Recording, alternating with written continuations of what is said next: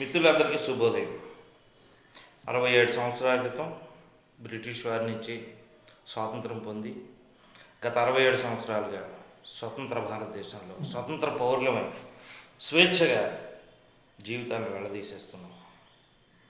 అయితే సాంకేతికంగా ప్రపంచమంతా శరవేగంతో ముందుకు తీసుకెళ్తున్న ఈ కాలంలో ఇప్పటికీ కూడా మన ఎన్నికల ఎజెండాలు పేదరికం, సబ్సిడీలు, ఉచిత పథకాలు తప్పితే మరొకటి కాకపోవటం మన దౌర్భాగ్యం, చాలా విచారకరం.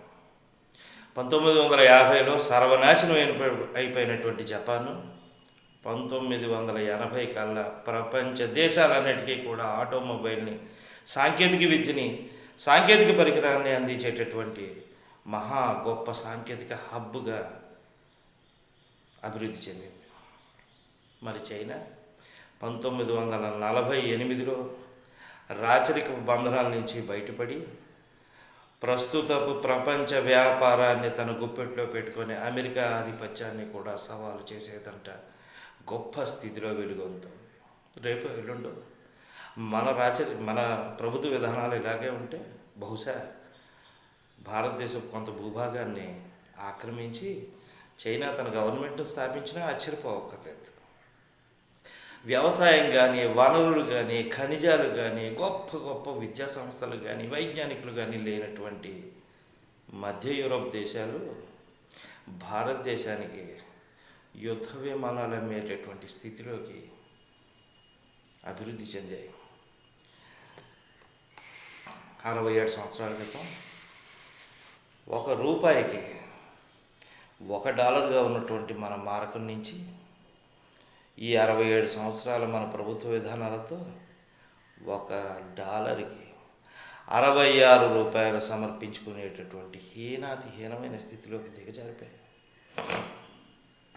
ప్రపంచానికి అంతటికీ గొప్పగా చెప్పుకునేటటువంటి భారతదేశం తన గురించి మాది వ్యవసాయ ఆధారిత దేశం, వ్యవసాయమే మా ముఖ్యమైనటువంటి పరిశ్రమ అని చెప్పుకునేటటువంటి భారతదేశం ఈరోజు కూడా మన దేశంలో 2 రాష్ట్రాల వైశాల్యం అంత లేనటువంటి ఇజ్రాయెల్ నుంచి వ్యవసాయం నేర్చుకునే పరిస్థితిలోకి దిగజారిపోతుంది.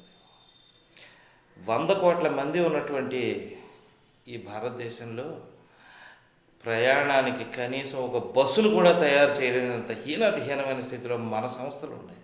ఇప్పటికీ కూడా మనకి కంఫర్టబుల్ జర్నీ అంటే ఓల్వో కానీ, మెర్సిడెస్ బెంజ్ కానీ, వోక్స్ వ్యాగన్ బస్సు కానీ అవ్వడం మన దుస్థితికి నిదర్శనం. ఇకపోతే ధన్వంతరులు, సుశ్రుతులు మొదలైనటువంటి మహా వైద్యులు పుట్టినటువంటి ఈ భారతదేశంలో ఇప్పటికి కూడా మనం మందులు దిగుమతి చేసుకునే స్థితిలోకి దిగజారిపోయాం. ఎందుకు ఇలా? మన దేశంలో విద్యా సంస్థలు లేవా? ఐఐటీలు లేవా?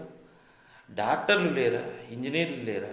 వైజ్ఞానికులు లేరా? లేదా కష్టపడే యువతరం లేదా? లేదా కష్టపడేటటువంటి యువతరానికి మార్గదర్శకం ఇచ్చేటటువంటి మధ్యతరం లేదా? అనుభవజ్ఞులు లేరా? ఉన్నాయి, అన్నీ ఉన్నాయి. కానీ సరైన ఆలోచన పంథ లేదా సరైన ఆలోచన విధానం ఉన్నటువంటి నాయకులే లేరు. ఒకవేళ 1 అలాంటి వాళ్ళు ఉన్నా మనం వాళ్ళని ఎన్నుకోవటం లేదు. డబ్బులో పుట్టి, డబ్బులో పెరిగి, మళ్ళీ డబ్బు సంపాదించి, మళ్ళీ కూడబెట్టుకునేటటువంటి నాయకుల్ని ఏరిపారేయాల్సిన తరుణం వచ్చింది. ఆలోచించండి. ఇప్పుడు ఆలోచించి తీరాలి. ఓటు వేసే ముందు 1కి 100 సార్లు ఆలోచించండి. ఎవరు మనకి పనికొచ్చేవాళ్ళు, ఎవరు మనకి పనికి రాని వాళ్ళు,